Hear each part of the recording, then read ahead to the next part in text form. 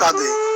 শাহিন ভুঁইয়া আমার বাসার পাশে কিরায়াদার পোষিত এক 2 মাসের মেকুর ছানা। প্রথমে দেখতে ওকে করেছি অবহেলা, ধীরে ধীরে কাছে আসতে বসতো, খাবার টেবিলে বসলেই আসতো ছুটে, চাইতো খাবার, বায়না তেমন ছিল না, একটু কাটাকোটা আর হাত দিতেই বড্ড খুশি।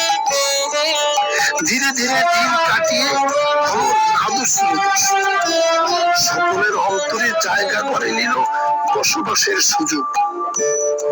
কর্ম ছেড়ে আসলে বাসায় অপেক্ষায় কাটাতো সময়। খেয়াল আমি করেছি সেথায় আমার পিছু পিছু উঠতো দোতলায়। ধীরে ধীরে মায়ার বন্ধন অন্তরে তার জায়গা হয়। রাতের গভীরে শুতে যেত আমার বিছানায়, হঠাৎ করে আসলো নালিশ, অন্যের পোষিত বিহঙ্গ তার ছোবলের শিকার হয়। মাঝে মধ্যে এমন উৎপাত ছুটে গিয়ে করে সেথায়, উপশিরা গর্জে উঠে ফেলে আসে দূর কোথাও।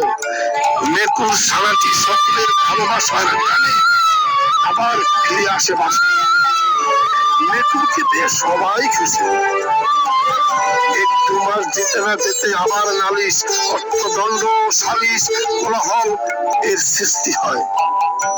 এবার ওকে নির্বাসন দিল আমার অজানায়। টেবিলে বসতে খেতে ওকে না দেখে প্রশ্ন ছুড়ে দেই সেথায়। কেউ বা আবার বলল উঠে দিয়েছি ওকে নির্বাসনে, আসবে না আর কোনোদিন ফিরে। ওকে হারাবার বেদনায় আজও আমি কাঁদি অন্তর জ্বালায়। ধন্যবাদ।